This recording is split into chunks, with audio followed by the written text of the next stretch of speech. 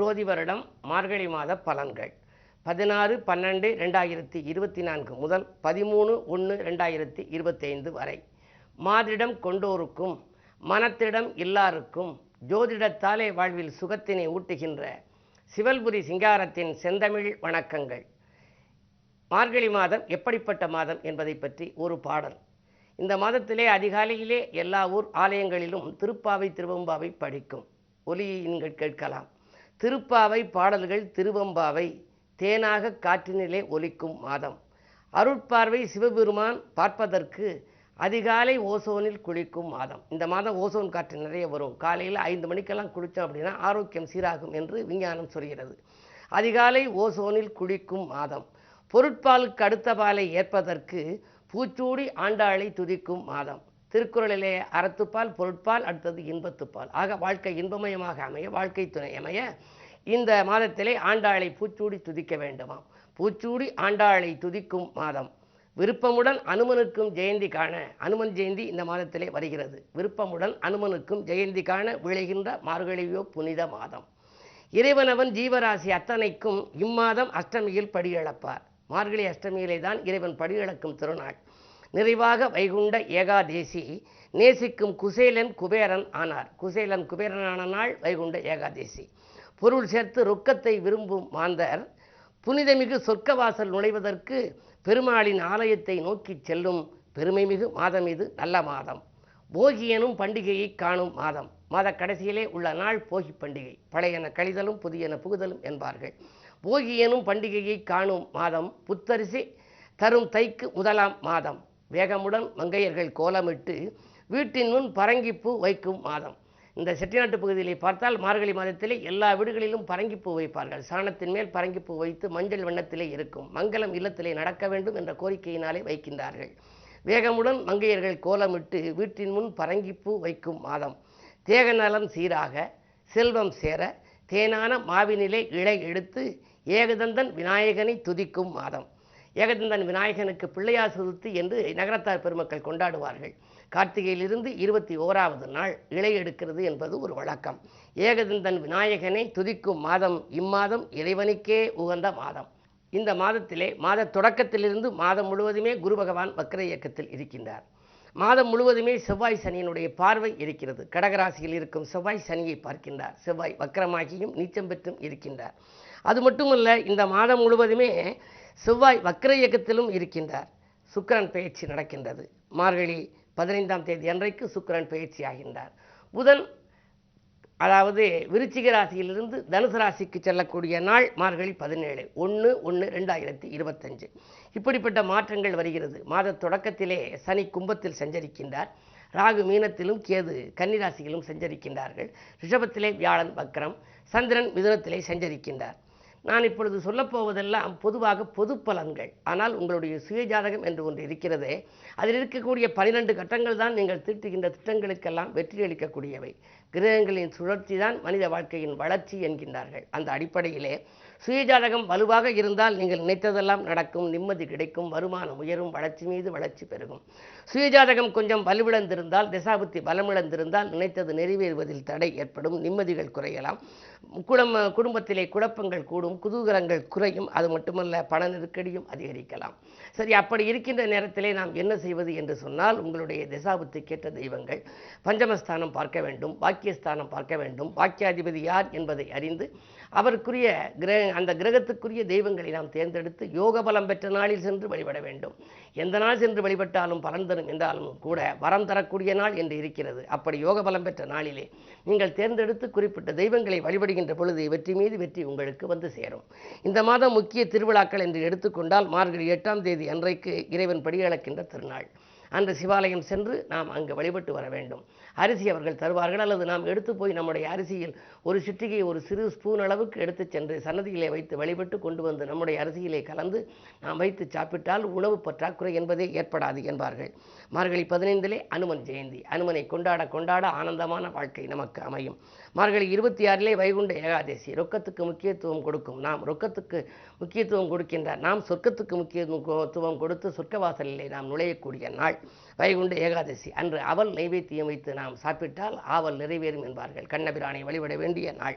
அது மட்டுமல்ல, மார்கழி 28 நடராஜர் அபிஷேகம், அதற்கு பிறகு மார்கழி 29 போகி பண்டிகை, இடையிலே சஷ்டியும் சதயமும் கூடுகின்ற நாளிலே பிள்ளையார் நோன்பு என்று வருகின்றது. இப்படிப்பட்ட இத்தனை திருவிழாக்கள் வருகின்ற ஒரு புண்ணிய மாதம், புனித மாதம். அதனால்தான் மார்கழி மாதத்திலே மக்களுக்கென்று தனியாக திருமணங்கள் எல்லாம் வைப்பதில்லை, சுபகாரியங்கள் செய்வதில்லை. இறைவனை வழிபடுவதற்கென்றே ஒதுக்கப்பட்ட மாதம்.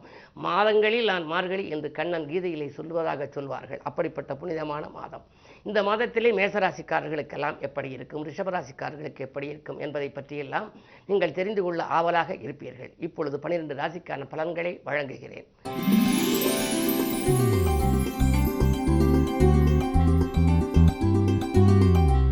மேசராசி நேயர்களே, உங்களுக்கெல்லாம் இந்த மாதத்தின் தொடக்கத்தில் ராசிநாதன் செவ்வாய் வலுவிழந்து நீச்சம் பெற்றிருக்கின்றார். ஆனால் அவர் இருக்கக்கூடிய ராசிநாதனாக அந்த செவ்வாய் இருக்கும் இடத்திற்கு அதிபதியான சந்திரன் 3ஆம் இடத்தில் வெற்றிகள் ஸ்தானத்தில் இருக்கின்றார். வெற்றி வாய்ப்புகள் வீடு தேடி வருகின்ற மாதம் என்றே கருதலாம். பொதுவாக வருமானம் திருப்திகரமாக இருக்கும், தொழில் முன்னேற்றம் உண்டு, தொலைதூரத்திலிருந்து நல்ல தகவல்கள் வரலாம், மறைந்த புதனால் நிறைந்த தனலாபம் உண்டு. சென்ற மாதத்தை காட்டிலும் இந்த மாதம் சிறப்பான மாதமாகவே அமையப் போகின்றது. அது மட்டுமல்ல, மார்கழி 15ஆம் தேதி சுக்கிரன் லாபஸ்தானத்திற்கு வருகின்றார். தனாதிபதி லாபஸ்தானத்திற்கு வருவதனாலே மாதத்தின் பிற்பாதி மிகப்பெரிய வளர்ச்சி, தொட்டது துலங்கும், தொழில் வளம் சிறக்கும், கேட்டது கிடைக்கும். இந்த மாதம் இனிய மாதமாக அமைய இலக்குமியை நீங்கள் வழிபடுவது உகந்தது.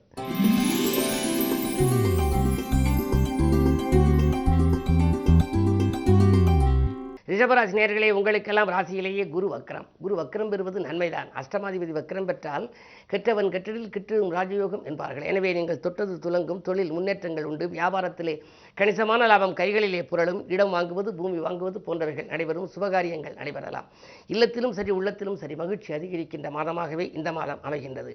இந்த மாதத்தில் உங்களுடைய ராசிநாதன் சுக்கிரன் தொழில் ஸ்தானத்துக்கு வருவதனாலே புதிய தொழில் தொடங்கும் வாய்ப்புகள் உண்டு. உத்தியோகத்திலே பதவி உயர்வு, ஊதிய உயர்வு போன்றவைகள் எதிர்பார்க்கலாம். இம்மாதம் இனிய மாதமாக அமைய குருவை நீங்கள் வழிபட வேண்டும். தென்முக கடவுளை இன்முகத்தோடு வழிபட்டால் நன்மைகள் கிடைக்கும்.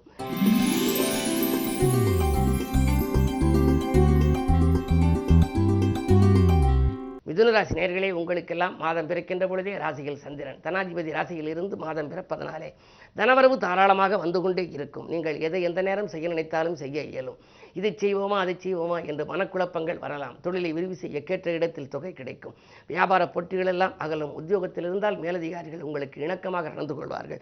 மாதத்தின் பிற்பகுதியில் சுக்கிர பயிற்சிக்கு பின்னால் இன்னும் நன்மைகளை நீங்கள் அடைவீர்கள். முன்னோர் வழியில் உள்ள சொத்துக்கள் முறையாக உங்களுக்கு கிடைக்கலாம். இந்த மாதம் இனிய மாதமாக அமைய நீங்கள் அம்பிகையை வழிபட வேண்டும். தெற்கு நோக்கி அம்பிகையை வழிபட்டால் உங்களுக்கு செல்வ வளம் சிறப்பாக அமையும்.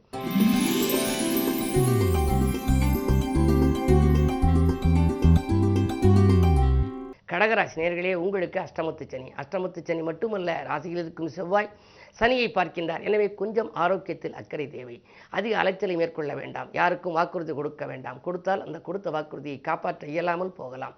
பொது வாழ்வில் இருப்பவர்கள் கொஞ்சம் யோசித்து எதையும் செய்ய வேண்டும். இல்லை என்றால் வீண் வழிகளுக்கு ஆளாக நேரிடும்.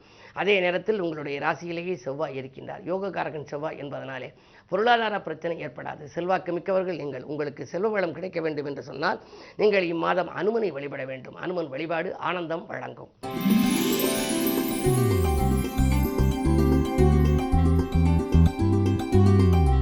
சிம்மராசி நேயர்களே, கண்டகச்சனியின் ஆதிக்கம் ஒருபுறம், 8லே ராகு, 2லே கேது. கொடுத்த வாக்கை காப்பாற்ற இயலவில்லையே, இதுவரை பட்ட துயரங்கள் இந்த மாதத்திலாவது தீருமா என்றெல்லாம் நீங்கள் நினைக்கலாம். உண்மைதான். இப்பொழுது குரு பகவான் வக்ர இயக்கத்தில் இருக்கின்றார். அஷ்டமாதிபதி வக்ர இயக்கத்தில் இருக்கின்ற பொழுது உங்களுக்கு நன்மைகள் கிடைக்க வேண்டும். சென்ற மாதத்தை காட்டிலும் இந்த மாதம் சிறப்பாக அமையும். அது மட்டுமல்ல, வாங்கல் கொடுக்கல்கள் சீராகவும் இருக்கும், சிறப்பாகவும் இருக்கும்.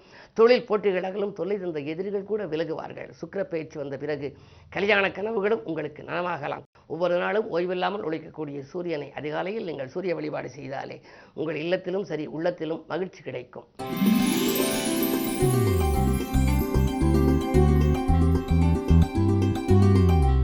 கன்னிராசி நேயர்களே, உங்களுக்கு ஜென்மத்தில் கேது இருந்தாலும் உங்கள் ராசியை குரு பார்க்கின்றார்.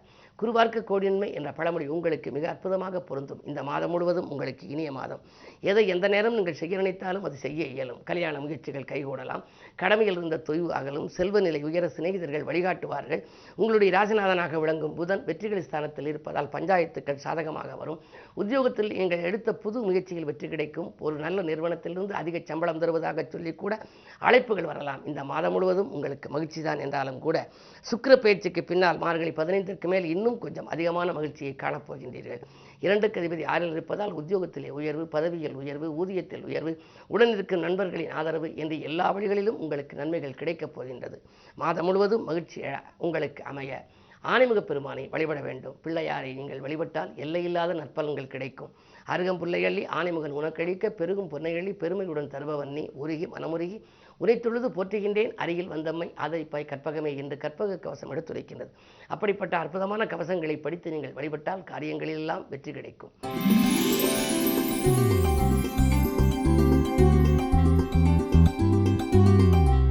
துலாம் ராசி நேயர்களே, அஷ்டமத்தில் குரு இருக்கிறாரே, இந்த மாதம் எப்படி இருக்கும் என்று நீங்கள் சிந்திக்க வேண்டாம்.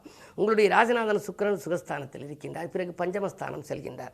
பூர்வ புண்ணிய ஸ்தானத்திற்கு செல்வதனாலே பூர்வ புண்ணியத்தின் பலனால் என்னென்னவெல்லாம் கிடைக்க வேண்டுமோ அவை அனைத்தும் கிடைக்கும். துணிவும் தன்னம்பிக்கையும் கூடும். சென்ற மாதத்திலே நீங்கள் எதிர்பார்த்த சில காரியங்கள் இப்பொழுது நடக்கலாம்.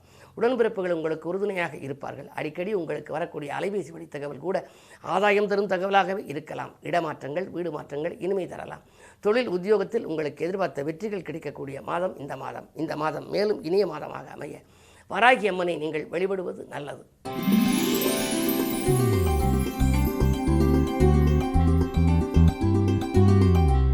விருச்சிக ராசி நேயர்களே, உங்களுக்கெல்லாம் வெற்றி வாய்ப்புகள் வீடு தேடி வருகின்ற மாதம் இந்த மாதம். ராசியிலேயே லாபாதிபதி புதன் இருக்கின்றார். லாபாதிபதி புதன் ராசியில் இருக்கின்ற பொழுது உங்களுக்கு சேமிப்பு உயரும், செல்வாக்கு அதிகரிக்கும். எதை எந்த நேரம் நீங்கள் செய்ய நினைத்தாலும் செய்ய இயலும். திட்டமிட்ட காரியங்கள் திட்டமிட்டபடியே நடைபெறும். நீங்கள் தேர்ந்தெடுத்த களம் எதுவாக இருந்தாலும் அதில் உங்களுக்கு வெற்றி உண்டு. புகழ் கூடும், பொருளாதார நிலை உயரும். குருவின் பார்வையும் இருப்பதனாலே கல்யாண கனவுகள் நனவாகலாம். உத்தியோகத்தில் மேலதிகாரிகள் உள்ள நுணுக்கங்களை கற்றுக் கொடுப்பார்கள். அவர்கள் உங்களுடைய பணிகளை பாதியை முடித்துக் கொடுப்பார்கள். அது மட்டுமல்ல, உங்களுக்கு இணக்கமாக நடந்து கொண்டு நீங்கள் கேட்ட சலுகைகளை தருவார்கள். இடம் வாங்குவது, வீடு வாங்குவது, கட்டியை விட்டு பழுது பார்ப்பது போன்ற சுப காரியங்களிலெல்லாம் நீங்கள் ஈடுபடலாம். இந்த மாதம் மேலும் உங்களுக்கு இனிய மாதமாக அமைய விஷ்ணு, இலக்குமி, அனுமனை வழிபடுவது நல்லது.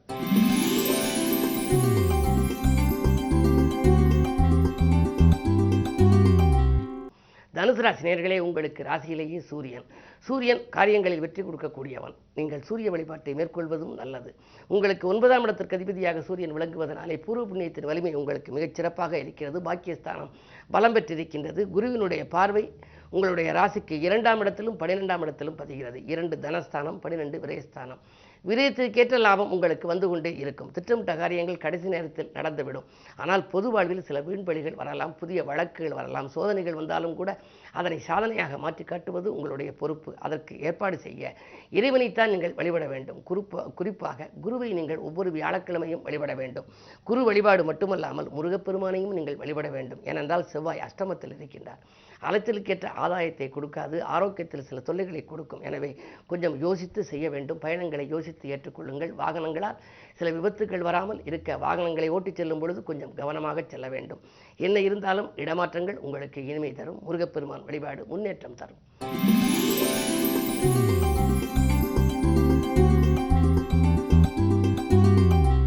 மகர ராசி நேயர்களே, உங்களுக்கு ராசியிலேயே சுக்கிரன் சுகங்களும் சந்தோஷங்களும் கொடுக்கக்கூடிய சுக்கிரன் ராசியில் இருக்கின்றார். குரு பார்வை பதிகிறது. குரு பார்க்கக்கூடிய நன்மை என்பதனாலே நீங்கள் எதை எந்த நேரம் செய்ய நினைத்தாலும் உங்களுடைய திட்டங்கள் எல்லாம் வெற்றி பெறப் போகின்றது. தொழிலாக இருந்தாலும் உத்தியோகமாக இருந்தாலும் நீங்கள் எதை எதிர்பார்த்து காத்திருந்தீர்களோ சென்ற மாதம் நடைபெறாதவைகளெல்லாம் இப்பொழுது நடைபெறப் போகின்றது. வழக்குகள் சாதகமாக முடியும். வாக்குவாதங்களிலிருந்து நீங்கள் விடுபடுவீர்கள். கரைந்த சேமிப்புகளை ஈடுகட்ட புதிய வாய்ப்புகள் உங்களுக்கு வரலாம். ராகு 3இல் இருக்கிறாரே என்று கவலைப்பட வேண்டாம். விலகிச் சென்ற உடன்பிறப்புகள் விரும்பி வந்து இணைவார்கள். அண்ணன் தம்பிகளுக்குள் இருந்த அரசல் புரசல்கள் மாறும். இந்த மாதம் 15ஆம் தேதி அன்றைக்கு சுக்கிரன் பயிற்சி சனியோடு 2இலே சேர்கின்றார். அப்பொழுது உங்களுடைய கொடுத்த வாக்கை காப்பாற்ற இயலும். கொள்கை பிடிப்போடு செயல்பட இயலும். குடும்ப முன்னேற்றமும் திருப்திகரமாக இருக்கும். இந்த மாதம் உங்களுக்கு இனிய மாதமாக மேலும் அமைய சனி பகவானைத்தான் நீங்கள் வழிபட வேண்டும்.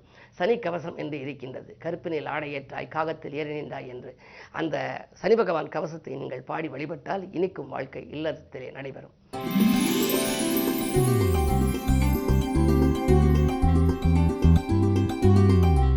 கும்பராசி நேயர்களே, உங்களுக்கெல்லாம் ராசியிலேயே சனி, ராசிநாதன் ராசியில் சனி இருக்கின்ற பொழுது யோசிக்காமல் செய்த காரியங்கள் எல்லாம் உங்களுக்கு வெற்றி கிடைக்கும். துணிவும் தன்னம்பிக்கையும் கூடும். என்ன இருந்தாலும் எடுத்த காரியத்தை முடிக்க வேண்டுமானால் தைரியமும் தன்னம்பிக்கையும் தேவை. அந்த செவ்வாய் வக்கரம் பெற்றிருக்கின்றார். எனவே செவ்வாயின் பார்வையும் ராசியில் பதிவதால் ஒரு முறைக்கு இருமுறை எதையும் யோசித்து செய்ய வேண்டும். அது மட்டுமல்ல, அருகில் இருப்பவர்களின் ஆலோசனை அனுபவஸ்தர்களிடம் கேட்கலாம், இல்லை என்றால் ஆன்மீக பெரியோர்களிடம் கேட்கலாம். அதற்கு பிறகு 2 ராகு இருப்பதால் பணப்புழக்கம் நன்றாகவே இருக்கிறது. கேட்டதை காட்டிலும் கூடுதலாகவே இறைவன் கொடுக்கப் போகின்றார். திட்டமிட்ட காரியங்களை திட்டமிட்டபடியே நடத்தி முடிப்பீர்கள். மார்கழி 17 புதன் பயிற்சி. புதன் லாபஸ்தானத்திற்கு வருகின்ற பொழுது பிள்ளைகள் வழியிலும் உங்களுக்கு உதிரி வருமானங்கள் வரலாம். வேலை கிடைக்கவில்லையே என்றிருந்த பிள்ளைகளுக்கு வேலை கிடைக்கும். வாழ்க்கை துணையாலும் உங்களுக்கு நன்மைகள் கிடைக்கப் போகின்றது. எனவே உதிரி வருமானங்கள் பெருகி உள்ளத்தை மகிழ்விக்கும் இந்த மாதம் இனிய மாதம். இந்த மாதம் ராமபிரானையும் சீதா பிராட்டியையும் நீங்கள் வழிபட்டால் நல்லது நடக்கும். அனுமன் ஜெயந்தியை கொண்டாடுங்கள். ஆனந்தமான வாழ்க்கையை அமைத்துக் கொள்ளுங்கள்.